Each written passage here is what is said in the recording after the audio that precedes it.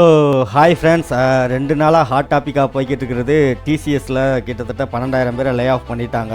டிசிஎஸில் வேலை கிடைச்சாலே அது ஒரு கவர்மெண்ட் ஜாப் மாதிரி, கண்டிப்பாக வேலையெல்லாம் போகாது. ஆனால் இப்போ லே ஆஃப் பண்ணுறாங்க அப்படின்னா அதுக்கு முக்கியமான காரணம் ஏஐ தான். ஸோ இந்த ஏஐனால் நமக்கு வேலை போகுமா போகாதா அப்படின்னு சொல்லிட்டு பார்த்தீங்க அப்படின்னா கண்டிப்பாக போகும். ஆனால் அதிலேருந்து எப்படி நம்ம தப்பிக்கலாம் அப்படிங்கிறத பற்றி தான் இந்த வீடியோவில் நான் சொல்ல போகிறேன். ஸோ வாங்க ஃப்ரெண்ட்ஸ், வீடியோக்குள்ளே போகலாம்.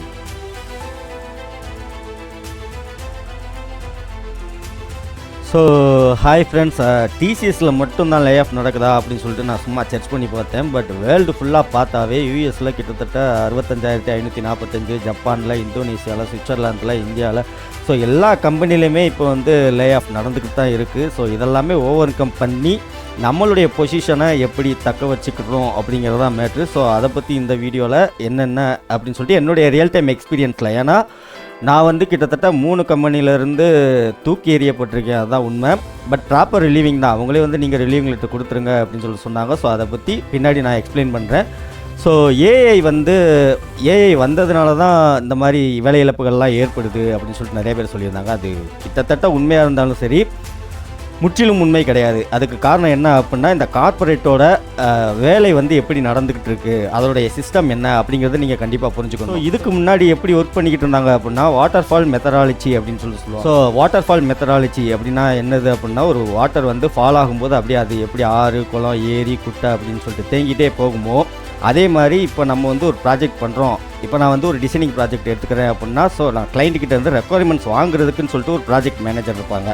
அவங்கக்கிட்ட இருந்து டிசைனர்கிட்ட போகும், டிசைனர்கிட்ட இருந்து QC, அடுத்து QA, அதுக்கடுத்து திருப்பி அப்ரூவலுக்கு ப்ராஜெக்ட் மேனேஜர், அதுக்கப்புறம் கிளைண்ட்டு. இப்படி இந்த மாதிரி வாட்டர் ஃபால் ஆகிற மாதிரி ஒவ்வொரு டெஸ்க்குக்காக போயிட்டு கடைசியில் தான் வரும். பட் இப்போ ஏஐ வந்ததுக்கப்புறம் இப்போ கார்ப்பரேட் கம்பெனிஸ் எந்த மெத்தட் யூஸ் பண்ணுறாங்க அப்படின்னா, அகைல் மெத்தடாலஜி அப்படின்னு சொல்லுவாங்க. அதுக்கு என்ன மீனிங் அப்படின்னு சொல்லிட்டு பார்த்தீங்க அப்படின்னா, இந்த மாதிரி வாட்டர்ஃபால் மெத்தடாலஜி மாதிரிலாம் கிடையவே கிடையாது. நீங்களே எல்லா ஒர்க்கையுமே பண்ணி முடிச்சிடணும் கிட்டத்தட்ட, அந்த மாதிரி தான். உங்களுக்கு QC தேவை கிடையாது, QA தேவை கிடையாது, கண்டென்ட் டெவலப்பர் முக்கியமாக தேவையே கிடையாது.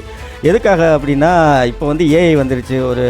நமக்கு ஏதாவது ஒரு கண்டென்ட் தேவை. ஃபார் எக்ஸாம்பிள், இந்த வீடியோவுக்கே நான் ஸ்கிரிப்ட் ரெடி பண்ணணும் அப்படின்னு சொல்லிட்டு பார்க்கும்போது ஜஸ்ட்டு ChatGPTயில் போயிட்டு சும்மா ஒரு ப்ராம்ப்ட் மட்டும் தான் கொடுத்தேன். இந்த மாதிரி நான் ஒரு வீடியோ மேக் பண்ண போகிறேன், ஸோ அதுக்கு எனக்கு நீங்கள் ஒரு ஸ்கிரிப்ட் ரெடி பண்ணி கொடுங்க அப்படின்னு சொல்லிட்டு ChatGPTயில் கேட்டேன். ChatGPTயில் உள்ள ப்ராப்ளமே இதுதான், கொஞ்சம் லோட் ஆகும், வெயிட் பண்ணுங்கள். ஸோ இந்த வந்துருச்சு. So I'm going to upload A video how to escape from lay off. So இந்த பாயிண்ட்ஸ்லாம் வச்சு நீ எக்ஸ்ட்ரா ஒரு 4-5 பாயிண்ட்ஸ் தூவி, மானே, தேனே, பொன்மானே இதெல்லாம் போட்டுட்டு எனக்கு கொடுத்துரு அப்படின்னு சொல்லிட்டு கேட்டேன். 10 பாயிண்ட் நீட்டாக கொடுத்துருச்சு. ஸோ அதை இப்போ உங்களுக்கு ப்ரெசன்ட் இந்த மாதிரி நான் பண்ணிவிட்டு பேசிக்கிட்டு இருக்கேன். ஸோ இப்போ கண்டென்ட் கிரியேட்டருக்கு இந்த இடத்துல வேலை போயிடுச்சு ஏஐனால். இது தவிர்க்க முடியுமா அப்படின்னு கேட்டிங்கன்னா கண்டிப்பாக தவிர்க்கவே முடியாது. ஏன்னா கார்ப்பரேட் மென்டாலிட்டியில் உங்களுக்கு காஸ்ட் எப்படி கட் பண்ணுறது அப்படின்னு சொல்லிட்டு தான் பார்ப்பாங்க. ஸோ நமக்கு வேறு வழியே கிடையாது. எல்லாத்தையுமே நீங்கள் கற்றுக்கிட்டு உங்களுடைய ஸ்கில் செட்டை டெவலப் பண்ணிக்கிட்டீங்க அப்படின்னா உங்களை ரீப்ளேஸ் பண்ண முடியாது. ஸோ அதுதான் சொல்கிறேன் நான், how to leverage AI tools in speed up repetitive. அதாவது ஒரே ஒர்க்கை திரும்ப பண்ணுறதுக்கு நம்ம ஏஐ இது இப்போ கிடையாதுங்க. ஏஐ நம்ம சின்ன வயசுலேருந்து, அதாவது கம்பெனியில் ஜாயின் பண்ணதுலேருந்தே கூகுள் டிரான்ஸ்லேட் யூஸ் பண்ணுவோம். அதுவும் கிட்டத்தட்ட ஒரு ஏஐ தான். நிறையா கம்பெனிஸில் ஆட்டோமேஷன் பண்ணியிருப்பாங்க, அதுவும் கிட்டத்தட்ட ஏஐ மாதிரி தான். இப்போ இது கொஞ்சம் வளர்ந்ததுனால உங்களுக்கு அது பெருசாக தெரியுது. பட் ஏஐ நம்ம ஆரம்பத்திலேயே யூஸ் பண்ணிக்கிட்டு இருக்கோம். ஸோ ஏஐனால் வேலை போகுதா அப்படின்னா கிட்டத்தட்ட 20% தான். அப்போ மித்த 80% எப்படி அவங்க வேலையை விட்டு தூக்குறாங்க அப்படின்னா, இந்த எப்படி சொல்கிறது, அந்த QC, QA அவங்களோட வேலை என்னது, இதெல்லாம் செக் பண்ணுறது. இப்போ நம்ம அந்த இமேஜை கொண்டு போயிட்டு ஏஐட்டே கொடுத்துட்டோம் அப்படின்னோம்னா அதுவே QC, QA எல்லாத்தையுமே பார்த்து, அதுவும் கம்மியான டைமில் பார்த்து உடனே கொடுத்துருது.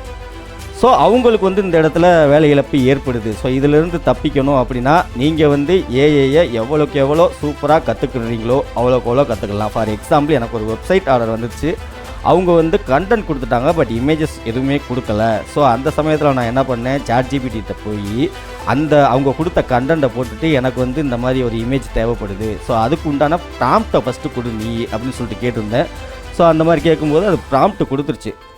அந்த ப்ராம்ப்டை எடுத்துகிட்டு போய் அப்படியே நான் ஜெமினியில் போட்டேன். சூப்பராக இந்தியன் ஃபேஸ் வேணும்னு கேட்டேன், இந்தியன் ஃபேஸ் என்ன கான்செப்டில் வேணுமோ அந்த கான்செப்ட் இமேஜஸ் அப்படியே கொடுத்துருச்சு. ஸோ ஏஐ நம்ம எவ்வளோக்கு எவ்வளோ எஃபெக்டிவாக யூஸ் பண்ணுறோமோ அவ்வளோக்கு அவ்வளோ நம்ம வந்து டாஸ்க்கை ஈஸியாக கம்ப்ளீட் பண்ணலாம், மேல் இடத்துலையும் நல்ல பேர் வாங்கலாம். ஸோ ஏஐ வந்து எப்படி யூஸ் பண்ணுறது அப்படின்னு சொல்லிட்டு கற்றுக்கோங்க. அது மேலே ப்ளேம் போட வேண்டாம். அட் தி சேம் டைம் அடுத்து என்ன பாயிண்ட் அப்படின்னு சொல்லிட்டு பார்க்கலாம். So don't stick to the same project for too long. இது ரொம்ப ரொம்ப முக்கியமானது. நிறைய பேர் வந்து கிட்டத்தட்ட ஒரே கம்பெனியில் 10 வருஷம் 11 வருஷம் வேலை பார்ப்பாங்க. ஃபார் எக்ஸாம்பிள் நான் ஒர்க் பண்ண கம்பெனிலேயே நான் வந்து இதுக்கு முன்னாடி பேஜினேஷனில் இருந்தேன். இன்டிசைன் பேஜினேஷன், அதாவது புக்கு வந்து டிசைன் பண்ணுறது.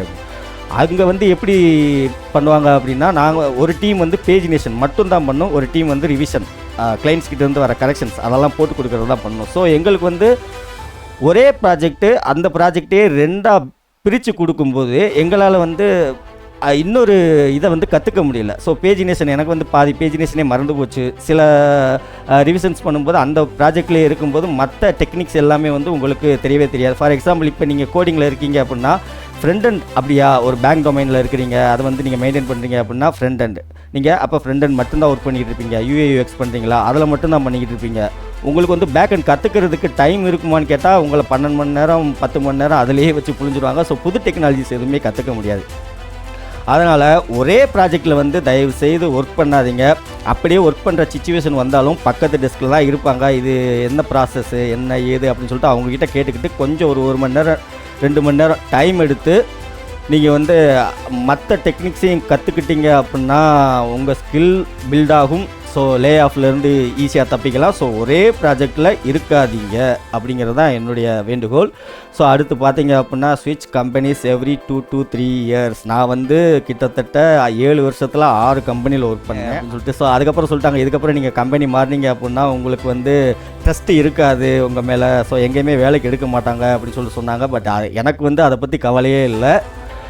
நான் வேறு கம்பெனி மாறினதுனால தான் வேறு கம்பெனிலேருந்து என்னென்ன ப்ராஜெக்ட் பண்ணுறாங்க, எவ்வளோ டெக்னிக்ஸ் இருக்குது. ஃபார் எக்ஸாம்பிள் நான் இன்டிசைன்லேயே இன்ட்ராக்டிவ் இன்டிசைன் அப்படின்னு சொல்லிட்டு தனியாக ஒரு அந்த டூல்லேயே இருந்துச்சுன்னா அது வேறு ஒரு கம்பெனிக்கு போனதுக்கப்புறம் தான் இதில் இவ்வளோ பண்ணலாமா அப்படின்ற மாதிரி ஒரு ஐடியா வந்துச்சு. அங்கே தான் எனக்கு ஃபோட்டோஷாப் கற்றுக்கிட்டேன், இல்லஸ்ட்ரேட்டர் கற்றுக்கிட்டேன்.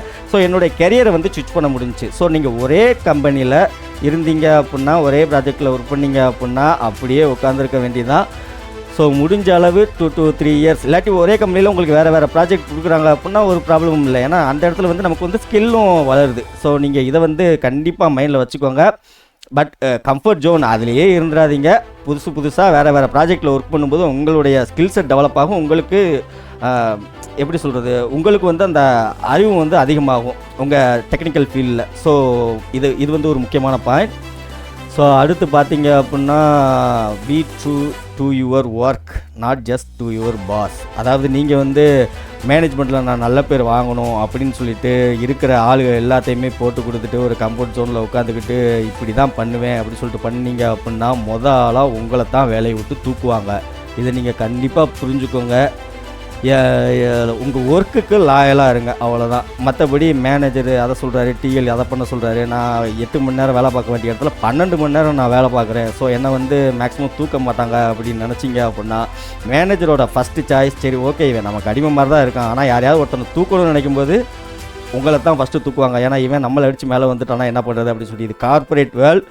ஸோ மறுபடியும் சொல்கிறேன், நான் உங்கள் ஒர்க்குக்கு எவ்வளோ லாயலாக இருக்க முடியுமோ இருங்க. 8 மணி நேரம் ஒர்க்கா 8 மணி நேரம் கரெக்டாக அதை யூட்டிலைஸ் பண்ணி ஒர்க் பண்ணுங்கள். எக்ஸ்ட்ரா 2 hours 3 hours ஒர்க் பண்ணாலும் அது ப்ராப்ளமே கிடையாது. ஆனால் அது ஒர்க்கு ரிலேட்டடாக தேவைப்பட்டுச்சுன்னா பண்ணுங்கள். அதை விட்டுட்டு என் கம்பெனி மேனேஜ்மெண்ட்டை நான் இம்ப்ரெஸ் பண்ண போகிறேன், நான் எவ்வளோ நேரம் ஆஃபீஸில் இருக்கேன் பாருங்கள் அப்படின்னு சொல்லிட்டு நீங்கள் ஒர்க் பண்ணீங்க அப்படின்னா எல்லாருக்குமே தெரியும், கண்டிப்பாக 1 வருஷம் 2 வருஷம் இன்க்ரிமெண்ட் கொடுப்பாங்க, அடுத்து தூக்கிடுவாங்க. இதை நான் கண்கூடாக பார்த்துருக்கேன். ஸோ பார்த்துக்கோங்க.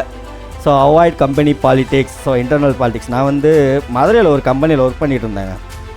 அங்கே வந்து ஒரு ப்ராப்ளம் நடந்துச்சு அப்படின்னா அந்த ப்ராப்ளத்தை எப்படி சால்வ் பண்ணுறது அப்படிங்கிறத விட அதை யார் மேலே தூக்கி போடுறது அப்படின்னு சொல்லிட்டு தான் அந்த கம்பெனியில் முழுக்க இருந்தாங்க. ஸோ 6 மாதத்துல எனக்கு வந்து வெறுத்துருச்சு, நான் அந்த கம்பெனி விட்டு போகிறேன் அப்படின்னு சொல்லிட்டு பேப்பர் போட்டேன். பட் நீங்கள் போவேணா, உங்களுக்கு என்ன ஆப்ஷன் வேணும்னு கேட்டாங்க. ஒர்க் ஃப்ரம் ஹோம் அப்படின்னு சொல்லிட்டு வந்துட்டேன் நான். ஏன்னா அந்த கம்பெனியில் வந்து அதுக்கு மேலே என்னால் தாங்க முடியல. எனக்கு அங்கே தான் அல்சர் ப்ராப்ளம் ஆரம்பிச்சிச்சு, முடி கொட்டுற பிரச்சனை ஆரம்பிச்சிச்சு, தூக்கம் இல்லாமல் இருந்தேன், ரொம்ப பாலிடிக்ஸ் பண்ணாங்க. நம்ம வந்து நைட்டு ஃபுல்லாக ஒர்க் பண்ணாலும் சரி, திருப்பி நைட்டு நீங்கள் கண்டினியூ பண்ணல அப்படின்னா உங்களை வேலையை விட்டு தூக்கிடும் அப்படின்னு சொல்லிட்டு நேரடியாகவே மிரட்டினாங்க.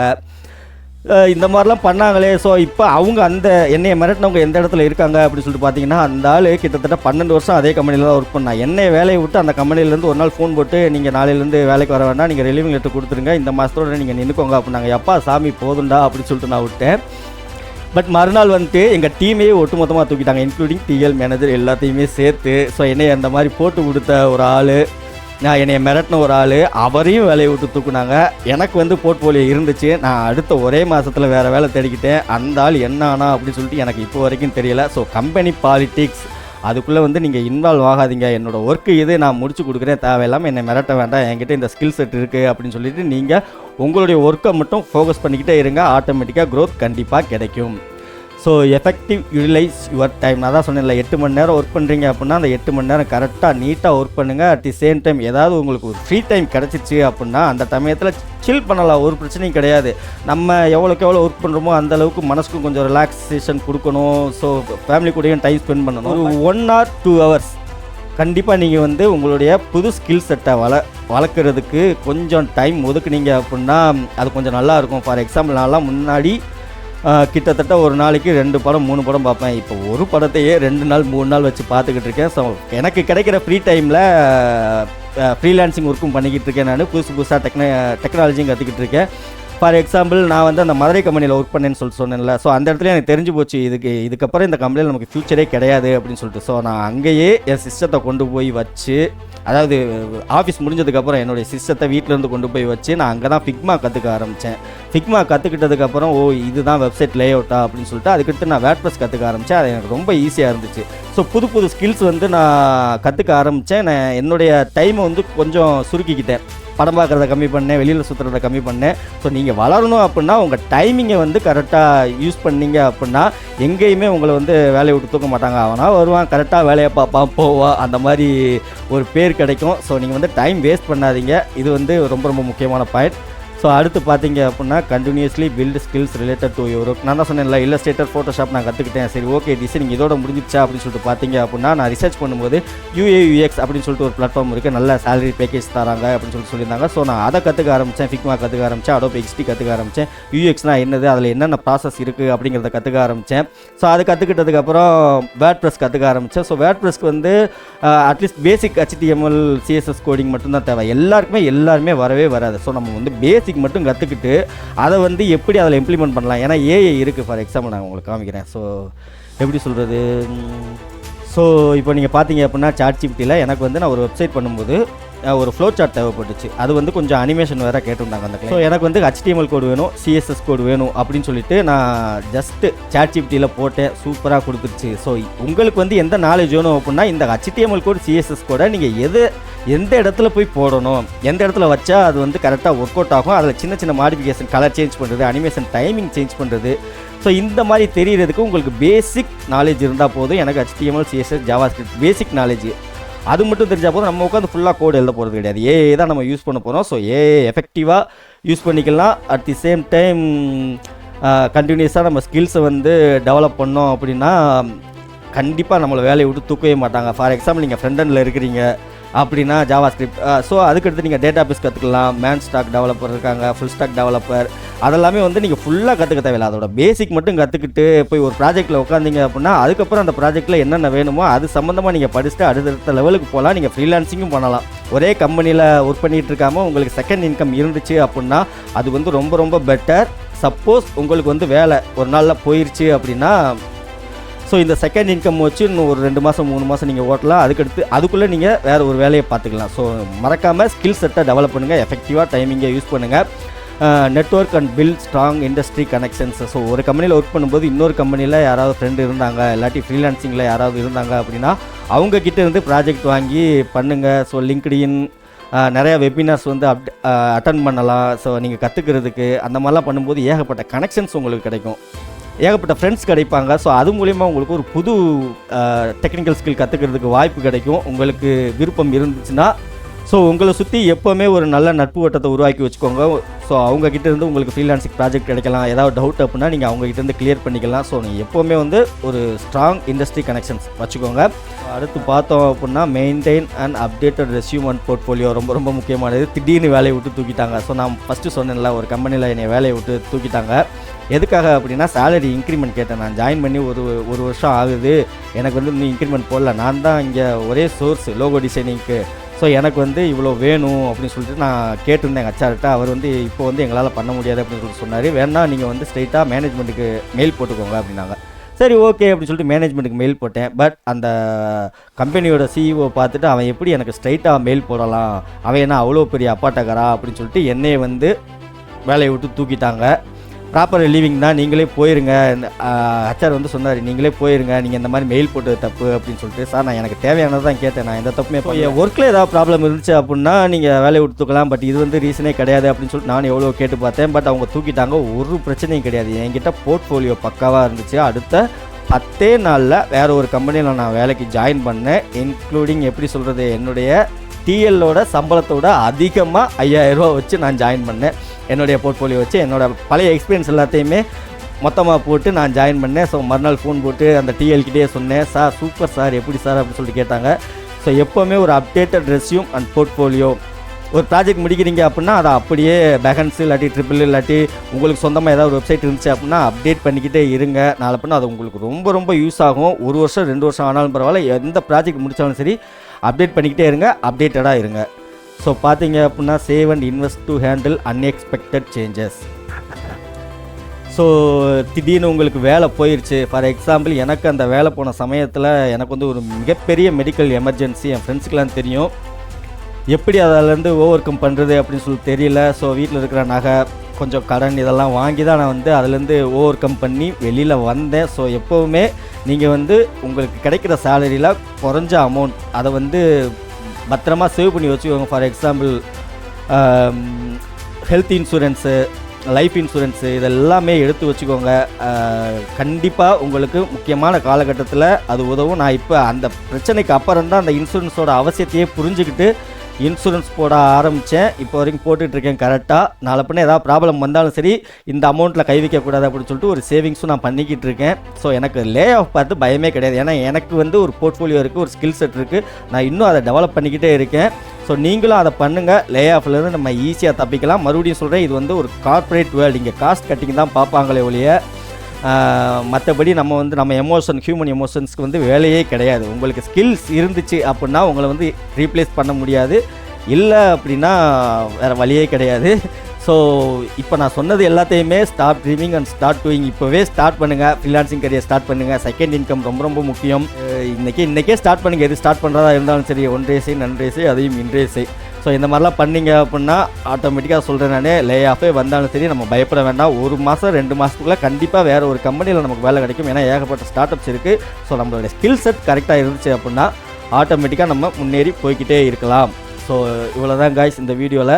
ஸோ உங்களுக்கு டிசைனிங் ரிலேட்டடாக எந்த சர்வீஸ் தேவைப்பட்டாலும் சரி மறக்காமல் நம்மளுடைய லோகோ உல்ஃப் வெப்சைட்டை விசிட் பண்ணுங்கள், உங்கள் ஃப்ரெண்ட்ஸுக்கு ரெஃபர் பண்ணுங்கள். இந்த வீடியோ உங்களுக்கு பிடிச்சிச்சு அப்படின்னா லைக் பண்ணுங்கள், கமெண்ட் பண்ணுங்கள். ஸோ அடுத்து வேறு ஒரு வீடியோட உங்களை வந்து நான் மீட் பண்ணுறேன். Thanks guys.